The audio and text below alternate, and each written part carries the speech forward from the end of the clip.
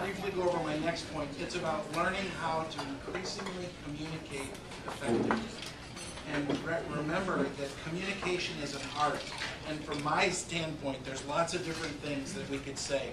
But the one that, if I just pick one, it's to recognize that it's kind of like you have video and audio. Video is the cognitive. It's our thoughts, it's how we work on our pitch, what we say, whatever we do. The audio is your feelings. And it's very, very important for us to increasingly, as we're growing, to learn how to identify what it is we're feeling and use our feelings effectively in our communication with other people.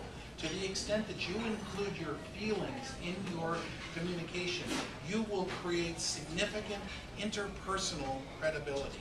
I do understand, there's some difficult things with that. Okay, so last thing I want to say is I want to talk about this section is caring about other people. This is where the integrity thing is.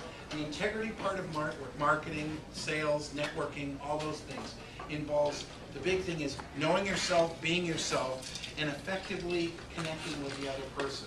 But the last point is trying to think about every interaction is how could I meaningfully make an investment in this person that I'm talking to?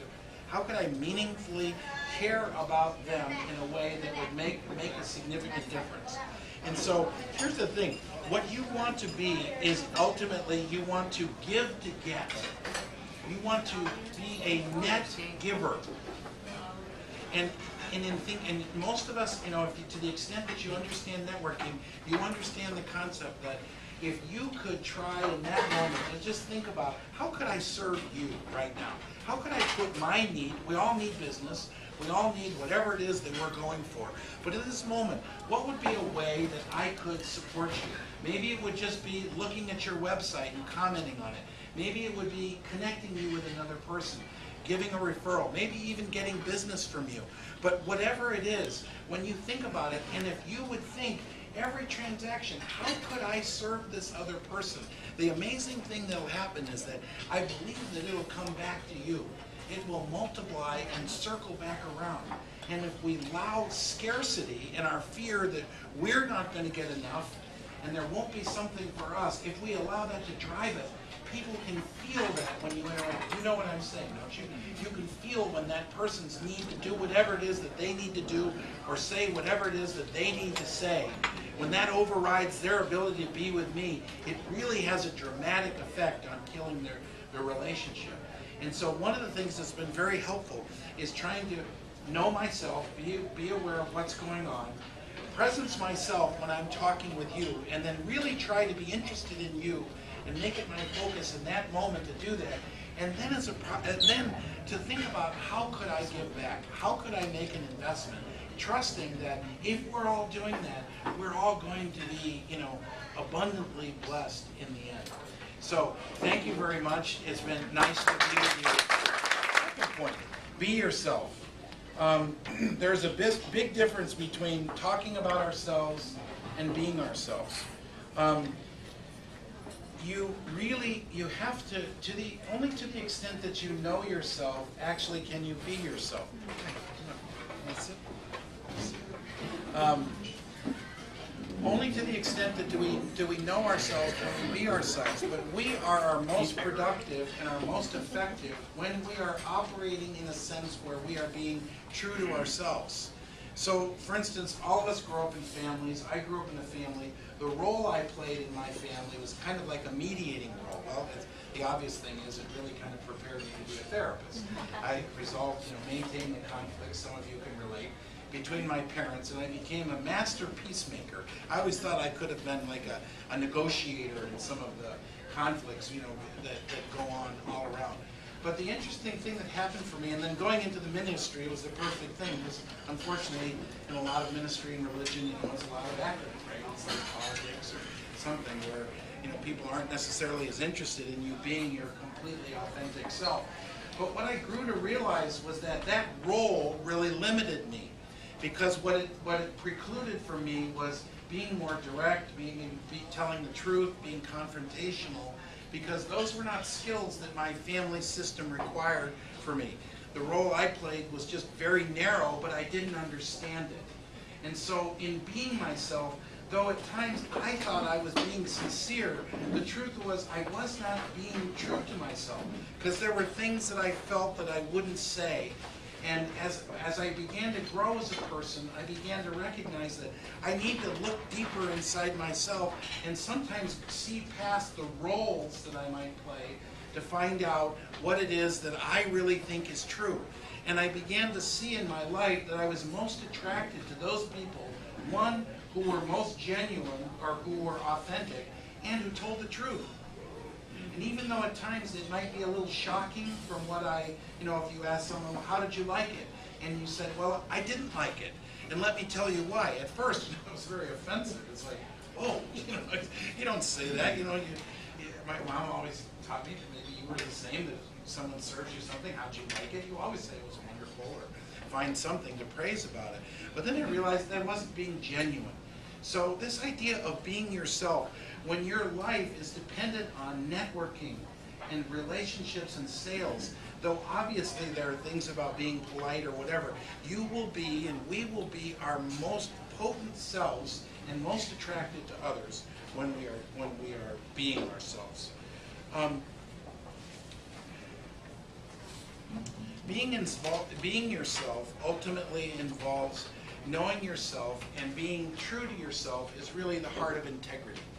So when you think about an interaction, like even today, the thing that I notice at times is I get distracted because I feel self-conscious. I want to be liked. I want to make a good impression. I want to do all these different kinds of things, and sometimes that takes me away from myself. So being able to engage meaningfully with other people while focusing on ourselves, I think is very. Here's the third point. You want to increasingly see other people accurately. Studies are showing today in what, in psychology we call attachment theory, but basically what it is that what a child needs, a baby needs when they're first born, the way that mother looks at them and connects with them, is not a need that we stop having. We still have it as much today as we needed it when we were a baby. And when the most critical thing for you is when you're engaging with someone in like a marketing or a sales thing, is to set aside for a moment like your product or whatever it is that your objective is. And in that moment, try to just engage meaningfully and completely in connecting with that other person and seeing them. So there's lots of different things that are involved in attachment. But when you think about a mom holding that baby and the baby looking up at their mother, there's three critical components, right? There's sight. There's that way where you look and connect in your eyes. There's the voice, there's the hearing, and then there's the touching. So those three elements are critical, and we all crave it, don't we? And how powerful it feels. I was working I was on a training. It was a week-long thing, and I was working for a guy. I was in a leadership position, working for this guy, and I had the weirdest experience because I just started, there were some problems that were breaking down on the team I was leading, and this guy came up to me and looked at me in a way that just kind of like he looked through me. We've all had that experience, right? But there was a sense where I felt very seen. And I know feeling seen sounds a little jargony, but there was a way in which he really understood me. And he saw not only that there was a problem that needed to be addressed, but he also saw me in a way that said that he believed that I had the potential to work it through. And he just wanted to bring it to my attention. He didn't micromanage me. And he just said, you can handle this, go get it. And I left feeling just energized. I couldn't believe it. It was bizarre. And then all of a sudden in that moment I realized this is what people experience with me when I am on. That sense of being seen. And we all want to be seen. Now, so there's three things that I want to work. First, let me just address hearing. And in light of our time today, I'm not going to go into the hearing thing because you guys know that. But listening to someone is very, very important, right? We all recognize that. But to really be an effective listener, what we have to do is kind of get out of our own way. Have you noticed that? You're thinking about what's the next thing I'm going to say, and when do I tell them what I do, and hey, what do you do, and all that kind of stuff. But the idea of, that's okay, we're all struggling with the same thing. But when someone is speaking, to try to attempt to listen to them, and the way that you will listen to them most effectively is by looking deeply into their eyes, making that connection.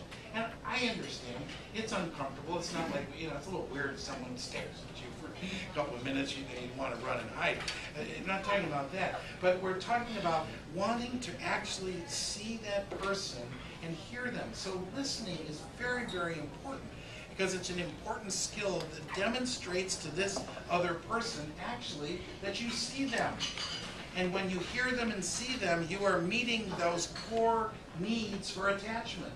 And if you're doing that, you are making an impression on that person that is memorable. They may not buy your product, but that is something they will always associate with you, that you met them.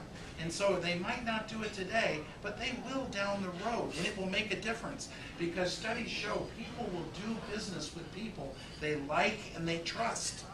And so it might not happen now, but for me, what's inspiring is that sense of being able to really make a difference in somebody's life, and theirs in mine, by just simply hearing them. Now, seeing them is very important, because to see them, you then sort of got to get out of the way yourself. A lot of times we think we know someone, or we judge them based on some, visual kind of thing.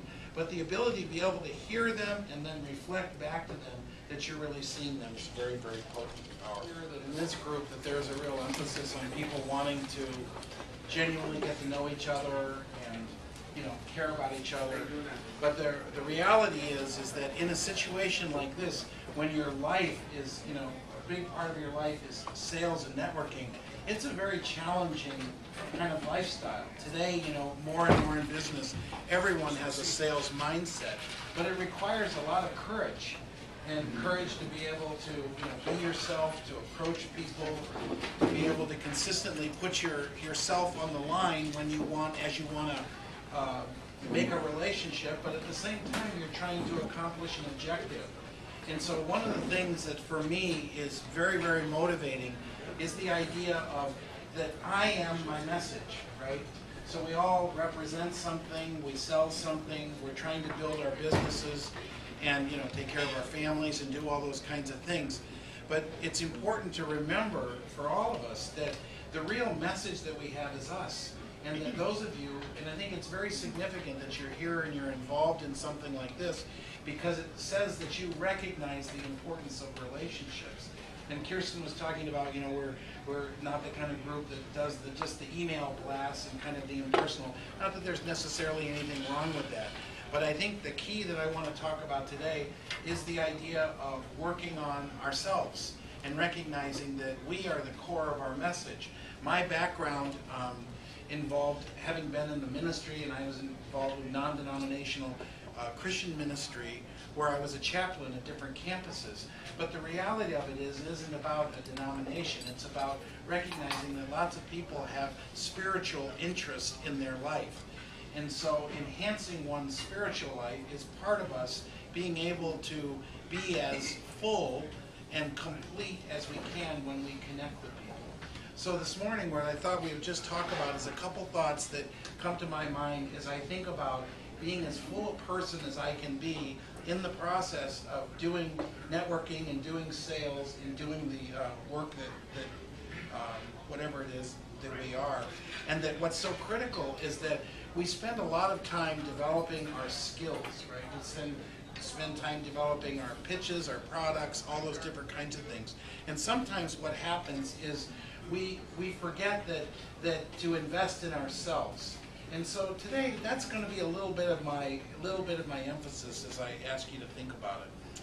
I think the benefits are significant because as you grow as a human being in whatever you're doing, even if you become successful and you're not growing as a person, you won't be satisfied. And one of the dangers for those of you that are goal-oriented and driven towards, accomplishing things, is that in the process, you're still the same person. So when you reach your goals, accomplish that, you've still got to be happy with yourself. And another thing about human nature is we're not content to stay at the same place. Something inside of us always is wanting to grow. And so when those of us that have discovered the excitement of setting goals and reaching them, it's like sometimes we don't apply those same principles to ourselves and our relationships. So my first point is that we need to make it a priority to know ourselves. It may sound kind of funny, but really thinking about who you are and what makes up you. What is most important to you? The ability to try to be interested and curious about yourself. And I want you to think about that this morning, because as you think about going through your day, so much of the time what we focus on is what we have to do, right? Our lists are big. Everybody knows what they're doing at 1:01 or something. Where are you off to? A call you're getting on. But one of the things that makes a difference in my life is just being curious and observing myself and understanding and knowing myself. So here's what I want you to do. I'm going to do, I'm a therapist, so bear with me. I'm going to ask you to do a little interactions. But you're networkers, so it isn't going to bother you as much as in other situations, the guys start twitching. But I promise, no skits or anything like that. But what I would like you to do is just maybe to someone opposite you, someone just pair up with someone and then decide who's going to go first. We kind of usually say pick an A or a B. But what I want you to do is just say the words, and if it works out that you're in a 3, just do that. But identify the words that when I ask you, who are you, what would be the words that come to your mind, okay? Can we do that? Everybody game to play? Yes? All right. Yeah. So we'll all be weird together.